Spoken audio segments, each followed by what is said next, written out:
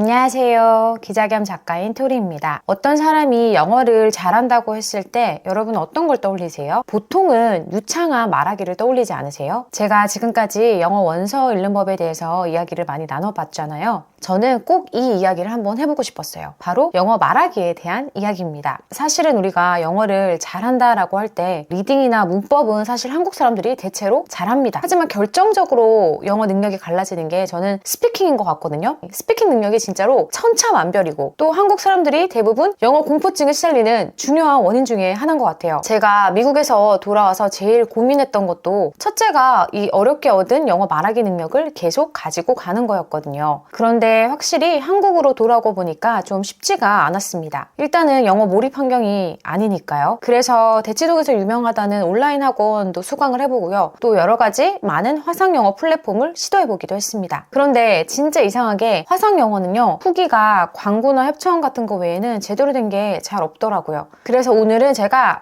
광고 그리고 협찬 전혀 없이 실제 찐 후기, 수많은 화상 영어 플랫폼을 전전하면서 제가 정말로 느꼈던 후기를 다 말씀드려볼까 합니다.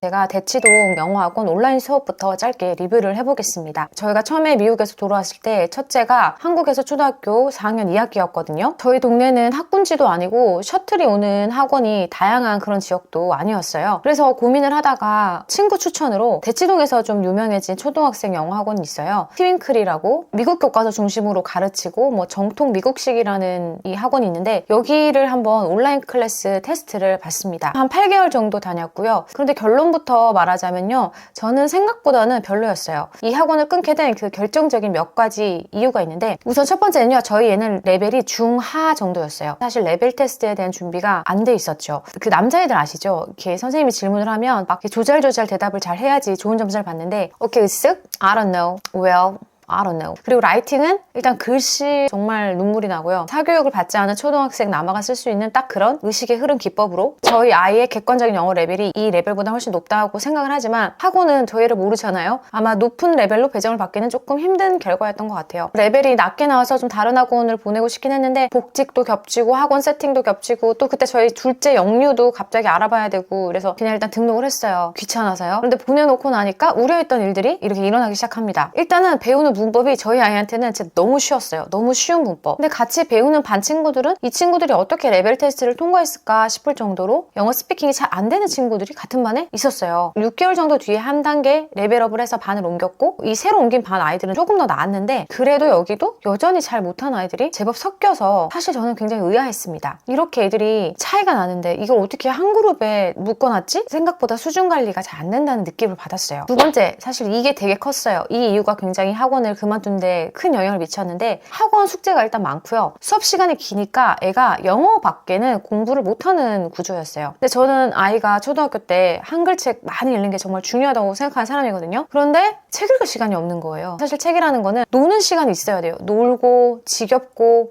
뭐 하지? 이런 비는 시간들이 있어야 애가 예열을 해서 책을 읽게 되고 그리고 서서히 몰입을 하게 되고 그런데 이런 시간이 전혀 안 나는데 책 읽기를 자발적으로 해라 이렇게 기대하는 건 좀 어불성설이 아닌가. 이제는 좀 과감하게 그만해야겠다. 물론 수학 공부할 시간도 없어. 세 번째는 이제 쓸데없이 좀 어려운 어휘를 많이 배운다는 느낌이 들었습니다. 필수 어휘는 오히려 막 구멍이 생기는데 굉장히 막 묘사적이고 막 굉장히 고급 어휘? 영어를 외국어로 배우는 아이들한테는 특히 초등학생 수준에서는 좀 겁먹던 것처럼 저는 느껴졌어요. 그리고 라이팅 첨삭이 온라인 수업이다 보니까 별로 크게 도움이 안 되더라고요. 과연 이런 미국식 커리큘럼이 효과적인 아이들이 몇 명이나 될까? 그런 의문이 많이 들었거든요. 그래서 이런 학원은 아주 최상위권 반, 피어 그룹도 아주 정말 원어민 수준의 아주 최상위권 반이 아닌 이상은 어쩌면은 투입한 돈과 시간 대비해서 그 원하는 효과는 크지 않을 수 있고 오히려 그 아주 기초에 누수, 구멍이 생길 위험도 있다.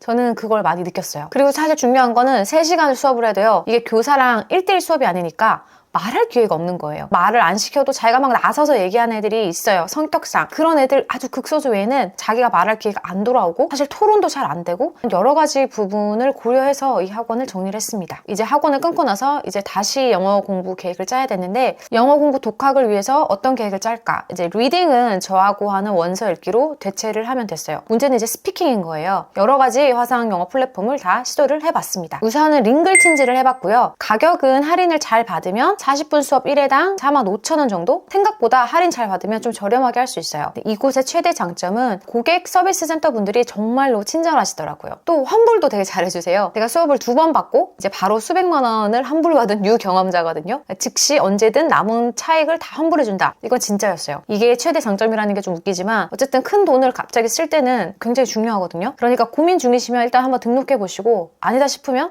저처럼 그냥 바로 환불을 받으셔도 된다. 또 다른 장점은 수업 내용이 이제 스크립트랑 음성으로 이렇게 저장이 다 돼서 추후에 확인을 할 수가 있어요. 발화량이 얼마나 늘었는지 이게 확인이 된다. 또 커리큘럼도 계속 어린이용 커리큘럼을 보강하고 있는데 미국 문화, 먹거리, 과학 이렇게 좀 재밌는 내용들이 다양하더라고요. 근데 사실 여기 단점이 있어요. 이게 단점이 치명적인데 여기 강사들이 아이비리그 대학생들이잖아요. 이게 장점이면서도 단점입니다. 왜냐면 일단 대학생이니까 전문 강사가 아니니까 애를 리스닝만 시키고 자기 혼자 계속 말하는 선생님들을 저는 계속 만났어요. 그리고 고정 스케줄을 확보할 수가 없고 대학생이니까 엄마가 계속 귀찮게 강사 찾고 시간 바꾸고 애한테 알려주고 이런 서포트를 계속 해줘야 된다는 거 이게 진짜 워킹맘한테는 굉장히 단점이었어요. 또 한 가지가 이 링글틴즈는 미리 수업 내용을 읽고 예습을 하면서 그 질문에 답을 써보거든요. 그런데 수업할 때 이제 강사가 요령이 없거나 영어 강사로서의 어떤 롤을 해야 될지가 조금 숙지가 덜 된 분들 경우에는 그냥 진짜 이 내용만 물어요. 그러면 애는 자기가 썼던 거를 그냥 읽어요, 그대로.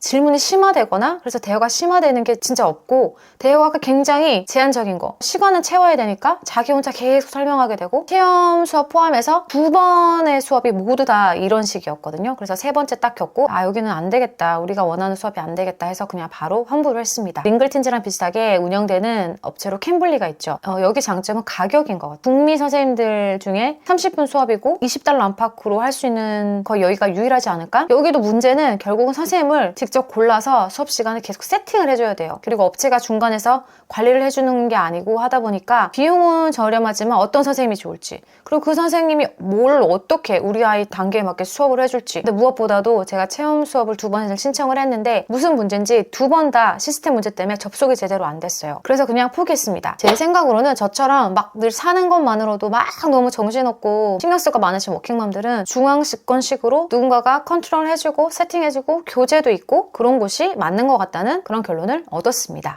세 번째는 아웃스쿨인데요. 여기는 제가 지금도 계속 수업을 듣고 있는데 여기는 언어 학습 업체는 아니고 미국 비롯해서 영어권 아이들이 홈스쿨링 할 때 집에서 많이 듣는 사이트예요. 그래서 영어뿐만이 아니고 모든 과목 수업이 다 있습니다.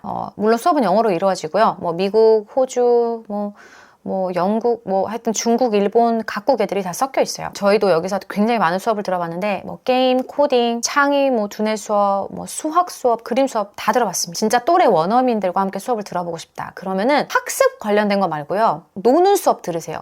그림 그리기, 코딩, 게임 수업 이런 거 있어요. 여기 들어가면 현지 원어민 아이들이 많이 들어옵니다. 대신에 영어 말하기, 토론 수업, 리딩 수업 이런 데 들어가면 대부분 이제 영어 잘 못하는 중국, 일본, 한국 아이들이 이제 득실득실 하다는 거. 저희 아이는 여러 개 듣다가 지금 토론 수업에 하나 정착을 해서 좀 오래 듣고 있어요. 무엇보다 좀 가격이 저렴해요. 35분 수업에 $16? 그냥 저렴하니까 한번 계속 들어봐라 이러고 있습니다. 자, 그리고 토크스테이션. 지금 여기서도 6개월째 넘게 수업을 듣고 있습니다. 북미 강사도 있고 필리핀 강사도 있는데 저희는 북미 영어 강사로 했고요. 아이는 체험 수업 해줬던 필리핀 선생님도 좋아했습니다. 하지만 저는 좀 비싸도 이제 북미 바이브를 느껴봐라. 이곳의 장점은 링글틴즈나 캠블리처럼 선생님이 계속 바뀌는 게 아니고요. 고정 스케줄로 할 수 있어요. 또 교재도 어쨌든 정해져 있습니다. 학원처럼 그 교재에 맞춰서 어쨌든 진도를 쭉 나갈 수 있다는 거. 물론 여기도 단점이 있는데 여기가 생각보다 컨텐츠가 별로 없어요. 특히 아이 영어 수준이 좀 높을수록 별로 없습니다. 여기 매니저분이 의도하지 않게 저한테 알려주시게 됐는데 대부분은 여기 한 중급 정도 애들이 많대요. 저희 아이처럼 좀 보급 레벨이 잘 없다고 하더라고요. 저희는 지금 성인용 디스커션 교재 가지고 수업하고 있는데 이게 성인용 교재다 보니까 가치 소비, 가치 소비가 너의 소비 활동에 어떤 영향을 미치냐 이런 걸 묻는데 이게 초딩이 쉽게 답할 수 있는 있는 문제는 아니잖아요. 그러니까 이게 선생님 역량에 전적으로 달려 있거든요. 아이들 수준에 맞게 발화를 유도할 수 있는 쉬운 줄면으로 막 바꿔줘야 되는데 그런 측면에서 조금 아쉬운 게 있고, 그리고 시간이 25분으로 좀 짧아요. 그리고 금에 반해서 가격은 비쌉니다. 회당 한 3만 원 정도 하거든요. 그래서 지금 좀 고민하고 있는데, 저는 아이가 선생님하고 친해져가지고 계속 듣고 싶어 해서 일단은 듣게 하고 있습니다.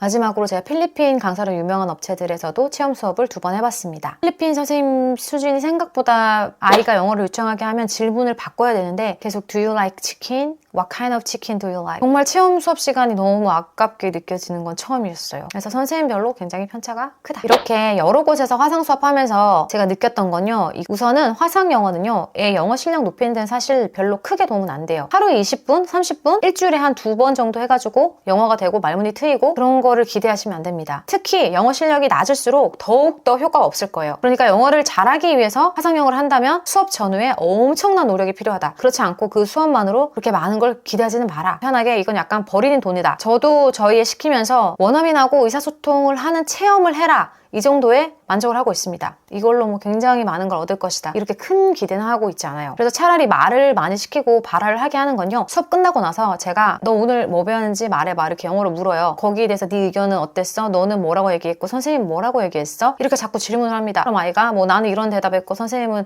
이렇게 얘기했고 누구는 이렇게 얘기하더라, 이렇게 영어로 대화를 하거든요. 이때 애가 영어를 훨씬 더 많이 해요. 왜냐면 저랑 둘이서 하고 저는 딱 의도를 갖고 애가 영어로 말하게 하게끔 하는 의도를 갖고 계속 질문을 하니까요. 그러니까 화상 영어를 하더라도 전후에 엄마가 개입해서 물어봐주고 오늘 어떤 새로운 단어나 표현이 있었어? 이렇게 애한테 영어로 말할 기회를 조금 더 주셔보시기를 추천을 드려요. 또 아이가 아직 영어가 초급이나 중급 이하, 그래서 아직 말문이 트이지 않고 말을 잘 못한다면 원어민 고급 표현이나 이런 바이브 이런 기대는 그냥 버리시고 차라리 되든 안 되든 우리 애가 말을 해야 되잖아요. 필리핀 선생님과 수업을 최대한 자주 매일 시키는 게 나을 수 있다. 그리고 말문이 트이고 유창해지는 데는 역시 이 짧은 산발적인 원어민과의 대화보다는 오히려 영상 인풋을 늘리고 혼자 말 따라하고 내뱉게 해보고 쉐도잉하고 또 엄마랑 자꾸 얘기해보고 이렇게 자기 생각을 혼자서라도 계속 떠들어 보는 거, 그게 훨씬 낫다. 저는 그런 생각이 들었어요. We learned about what makes us motivated. When you hate to do something, one way to motivate it to do that is make it like a game. Gamify. If we have to clean the room that is so dirty, if we make checklists, it will help us. Oh, how? It will be easier because we can also gamify them. 자, 오늘은 이렇게 화상 영어에 대한 후기를 나눠보았습니다. 도움이 되셨다면 구독과 좋아요 부탁드리고요. 저는 다음 영상에서 다시 인사드리겠습니다.